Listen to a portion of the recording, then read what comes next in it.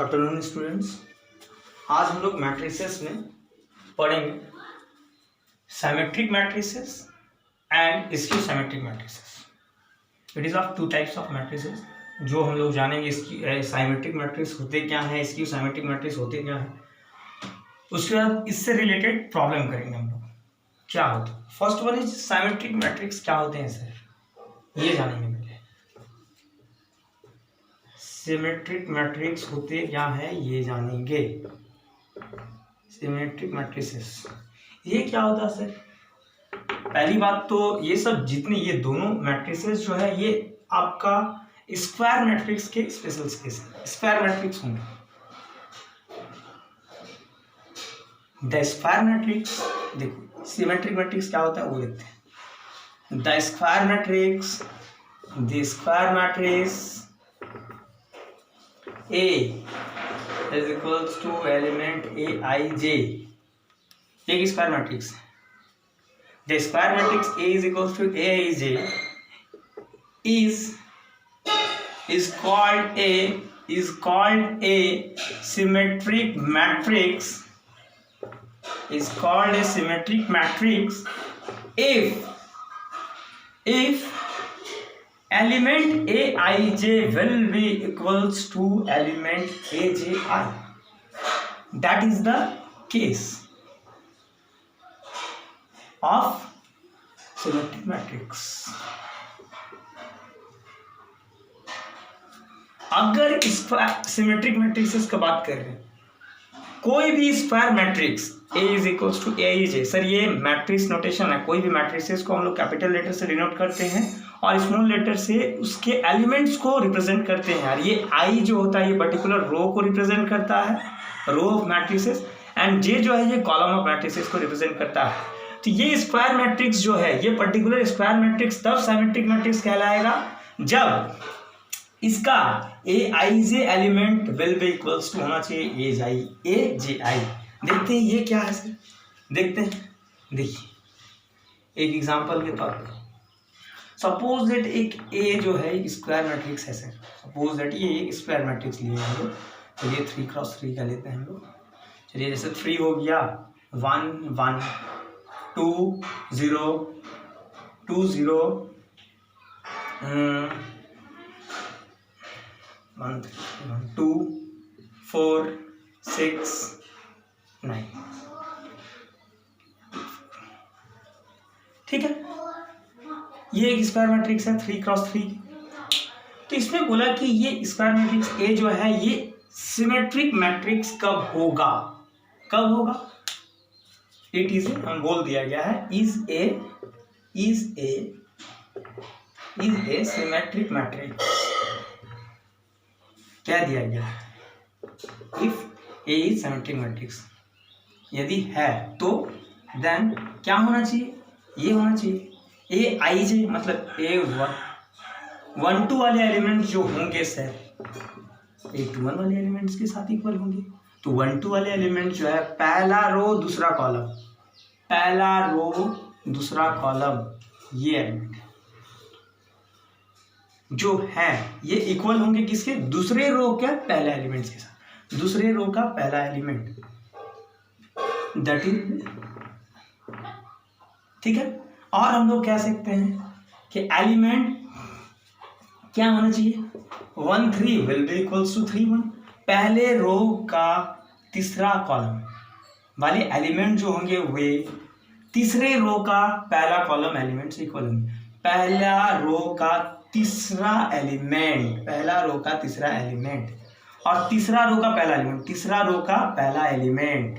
ये देखिए सर ये रो 1 R1 लिख देते हैं, ठीक है, समझ में आएगा। ये R2, ये मेरा R3, ये मेरा column 1 column 2 column 3। Horizontal line is called row of matrix and vertical lines will be column of matrix. तो पहला रो का तीसरा element will be equals to क्या होना चाहिए सर, तीसरा रो का पहला एलिमेंट। अगर ये स्क्वायर मैट्रिक्स आपका सिमेट्रिक मैट्रिक्स हो, सिमेट्रिक मैट्रिक्स हो, then this condition will follow. ये कंडीशन होना चाहिए सर, फुलफिल होना चाहिए। जैसे अब यहाँ पर आते हैं हम लोग, ए आपका 2 3 एलिमेंट जो होगा वो 3 2 एलिमेंट के बराबर होना चाहिए। मतलब दूसरा रो के तीसरे कॉलम, दूसरा रो का तीसरा कॉलम वाले एलिमेंट जो होगा वो तीसरा रो का दूसरे कॉलम के एलिमेंट के साथ इक्वल होना चाहिए। Then this type of square matrices is known as symmetric matrices. Then this type of particular square matrices is known as symmetric matrices. ये कंडीशन होना चाहिए। और एक क्या हो सकता है, और एक हम लोग इससे हम लोग को ये पता चल रहा, सपोज दैट, अच्छा चलिए ये वाले स्क्वायर मैट्रिक्स जो है ये एक अलग केस हो गया सर। अब दूसरा केस देखते हैं, और एक क्या हो सकता है, ये सपोज दैट मान लेते हैं हम केस वन में इस टाइप का। चलिए केस 2 हम लोग देखते हैं, चलिए देखते हैं हम लोग केस 2।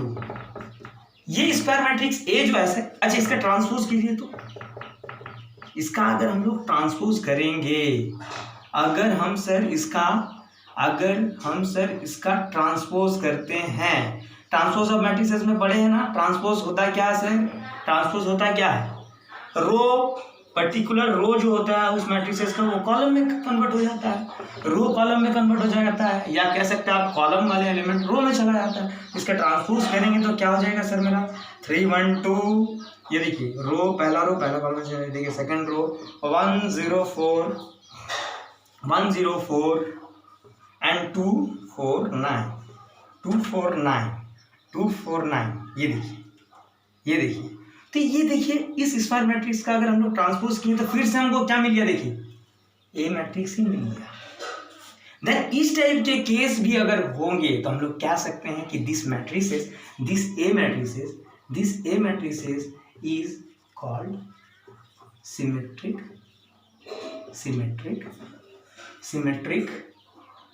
मैट्रिक्स। Understood sir. पहला केस क्या होता है, एक ये केस याद रखिएगा, वरना और एक दूसरा केस क्या हो सकता है सर, मतलब क्या, A transpose will be equals to A matrix.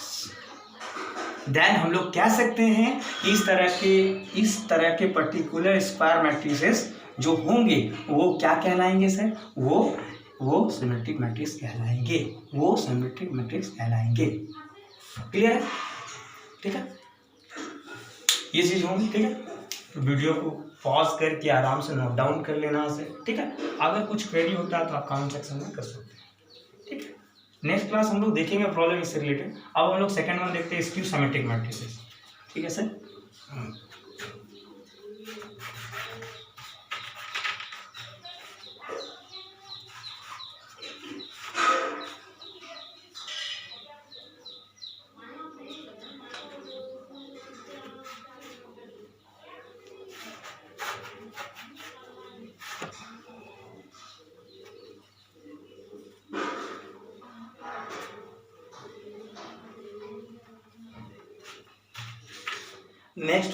Next one हम लोग देखते हैं स्क्यू सिमेट्रिक मैट्रिसेस देखते हैं sir.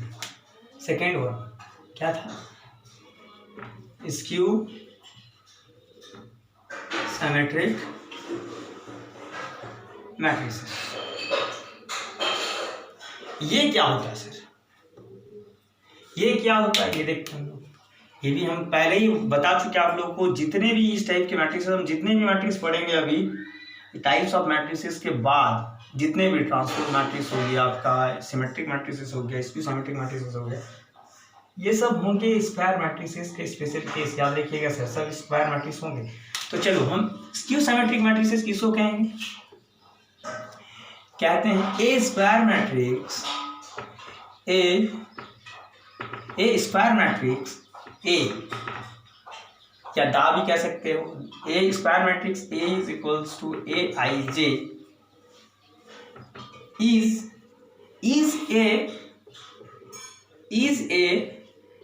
is a skew symmetric matrix if, तब कहलाएंगे if element aij will be equals to minus times of aji. That is the special case of any square matrix to be a skew symmetric matrices. Understood sir? ये है special cases, ये होना चाहिए। कोई भी square matrix को हम लोग स्क्यू सिमेट्रिक मैट्रिसेस तब कहेंगे जब उस स्क्वायर मैट्रिक्स का एलिमेंट जो है ए आई जे एलिमेंट जो होगा will be equals to the minus times of A J I होंगे तब। एग्जाम्पल देखते हैं सर, समझ में आ जाएगा। इफ मान लेते ए एक स्क्वायर मैट्रिसेस है, सर, चलिए 0 2 -3 -2 0 5 3 -5 and 0. It is a square matrix. ठीक है। is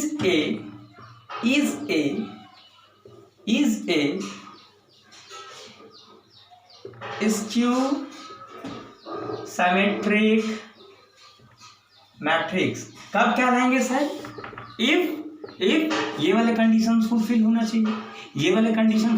चाहिए, देखते हैं चलिए। A12 वाले पोजीशंस जो होंगे सर वो नेगेटिव टाइम्स ऑफ A21 होना चाहिए, 21 वाले एलिमेंट्स के होना चाहिए। मतलब पहला रो का दूसरा कॉलम वाले एलिमेंट्स, पहला रो का, चलिए इसको भी हम लोग R1 R2 ये सब डिनोट कर देते, समझ में आएगा। ये पहला रो है, ये दूसरा रो है, ये तीसरा रो है, ये आपका पहला कॉलम है, ये आपका दूसरा कॉलम है, ये आपका तीसरा कॉलम है सर। तो पहला रो का दूसरा कॉलम वाले एलिमेंट दैट इज 2 जो होंगे वो क्या होना चाहिए सर? वो दूसरा रो का नेगेटिव टाइम्स ऑफ दूसरा रो का पहला कॉलम वाले एलिमेंट्स के साथ इक्वल होना चाहिए। दैट इज ये वाला कंडीशन होना चाहिए जो कि A12 क्या है सर? 2 और ये कितना है? -2। इस टाइप के कंडीशंस, ये केस को फुलफिल करना चाहिए। देन हम लोग इस टाइप के पर्टिकुलर स्क्वायर मैट्रिक्स को कह सकते हैं कि ये एक स्क्यू सिमेट्रिक मैट्रिक्स है। और देखते चलिए A13 वाले पोजीशंस नेगेटिव ऑफ 3 1 पोजीशंस होना चाहिए। पहला रो का तीसरा कॉलम वाले एलिमेंट दैट इज -3 एंड तीसरा रो का पहला column that will be equals to ये होना चाहिए माइनस। ये देखिए ये होना चाहिए आपका केस, ये होना चाहिए आपका।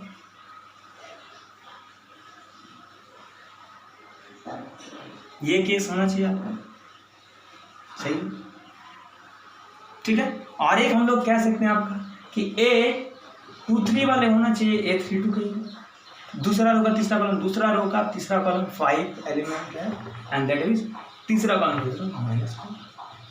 बात बराबर है सर। यहाँ पर कभी कंफ्यूज मत कीजिएगा, यहाँ दोनों साइड से हम माइनस से मल्टीप्लाई कर सकते हैं, तो ये केस हो जाएगा, ठीक है। कान इधर से पकड़िए चाहे इधर से, बात बराबर है, ठीक है। तो समझ में आया। कोई भी पर्टिकुलर स्क्वायर मैट्रिक्स को तब हम लोग स्क्यू सिमेट्रिक मैट्रिक्स कहेंगे सर जब इस केस को फुलफिल करे वो, इस केस को सेटिस्फाई करे वो, ठीक है। और एक चीज देखते हैं हम लोग, और एक इसमें एक मेन बात देखते हैं हम लोग, और एक चीज हम लोग क्या कह सकते हैं सर? चलिए ये केस 1 केस 2 हम लोग देख सकते हैं इसमें। और एक इसमें बहुत अच्छा इंटरेस्टिंग बात है जो गौर करने वाली है सर। पहले ये केस देते हैं, चलिए इस स्क्वायर मैट्रिसेस का आप ट्रांसपोज कीजिए सर, तो पता चलेगा। देखिए 2 2 -2 0 5 3 -5 0। इसका ट्रांसपोज अगर करेंगे क्या होगा? पर्टिकुलर रो को कॉलम में कन्वर्ट कीजिए। 2 -3 -2 0 5 एंड 3 -5 0 0 0, ठीक है सर। अगर इस पर्टिकुलर मैट्रिसेस में अगर हम लोग माइनस को कॉमन ले लेते हैं सर, अगर इससे हम लोग माइनस को कॉमन लेते हैं तो क्या होंगे? देखिए 0, ये माइनस बाहर निकल गया तो +2, यहाँ प्लस था माइनस बाहर निकला तो -3, ठीक है। थोड़ा फोटो कॉलम मैट्रिक्स की तरह बन गया, बट ये स्क्वायर मैट्रिक्स की जगह का कमी है, थोड़ा मैनेजेबल कीजिए। ये देखिए प्लस तो माइनस बाहर निकला तो -2, ये 0, ये +5 होंगे, ये +5 होंगे। अब देखते हैं सर, ये देखिए +3 हो जाएगा, ये -5, ये 0। तो ये किसके इक्वल है? देखिए गौर से देखिए, मतलब ये आपका किसके इक्वल है सर? -a। तो हम लोग कह सकते हैं क्या इससे रिलेटेड निकल रहा सर? A ट्रांसपोज जो होगा सर वो क्या होगा? वो negative times of A matrix होगा।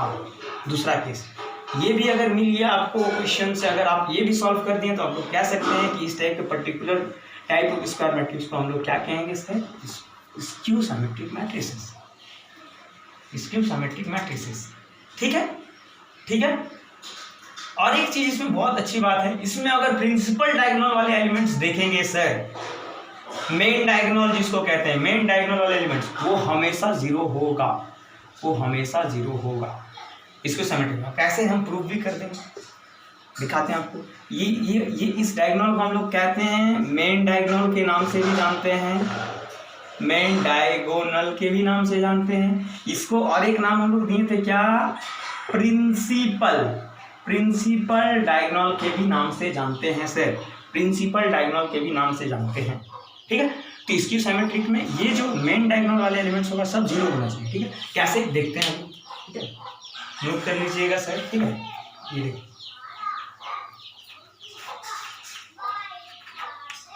प्रॉब्लम नेक्स्ट वीडियो में करेंगे हम लोग, नेक्स्ट क्लास में प्रॉब्लम करेंगे सर। ठीक है, ये देखते हैं हम लोग प्रूफ कि हर एक एलिमेंट कैसे जीरो होगा, कैसे जीरो होगा। ठीक है, प्रूफ देखिए,